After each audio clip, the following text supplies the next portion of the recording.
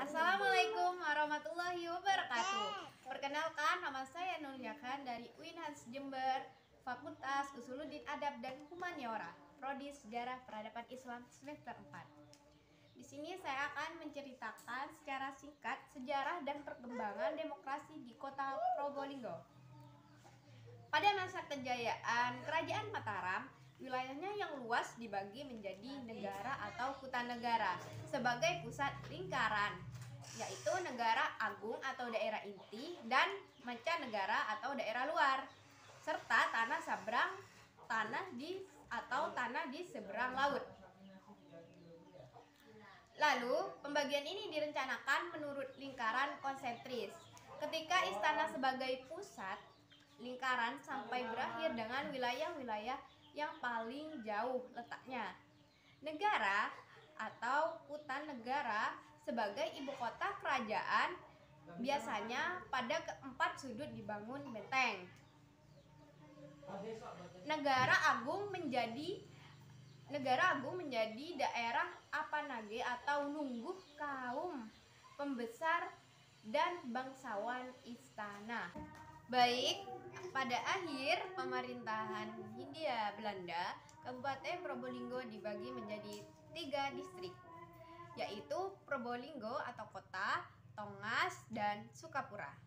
Distrik Probolinggo dibagi lagi ke dalam 5 onder distrik, yaitu Probolinggo, Kanigaran, Wonowasi, Bantaran, dan Leces.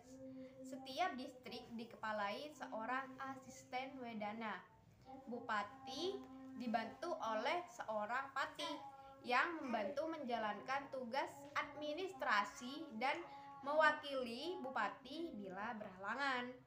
Dari bupati hingga asisten wedana merupakan hierarki penjabat pemerintah dan kedudukannya sebagai pegawai pemerintah dalam negeri.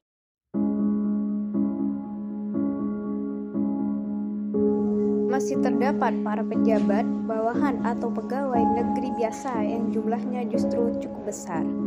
Kelompok pegawai ini banyak bekerja di dinas-dinas pemerintah, juga sebagai guru.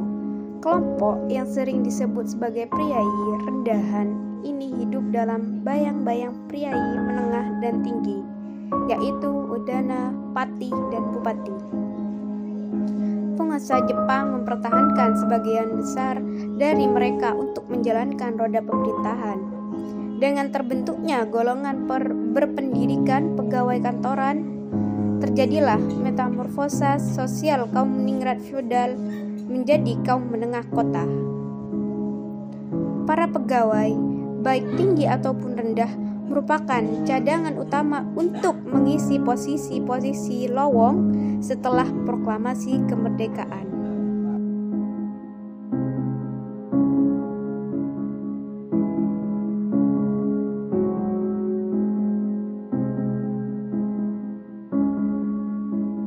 Uraian pada bab terdahulu menunjukkan bahwa Probolinggo pada masa menjelang dan awal revolusi merupakan salah satu kota terpenting di ujung timur Pulau Jawa.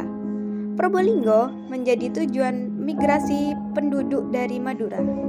Hal tersebut menyebabkan terjadinya percampuran budaya Jawa dengan Madura. Dalam hal mata pencaharian, masyarakat Jawa cenderung mengandalkan bidang pertanian, sedangkan masyarakat Madura memasuki bidang pekerjaan yang lebih bervariasi. Tata fisik kota dan kondisi sosial budaya masyarakat Probolinggo menampakkan adanya pengaruh Mataram. Tanahnya yang subur dan didukung adanya irigasi dan prasarana transportasi menyebabkan Probolinggo menjadi salah satu andalan pendapatan pengusaha saat itu.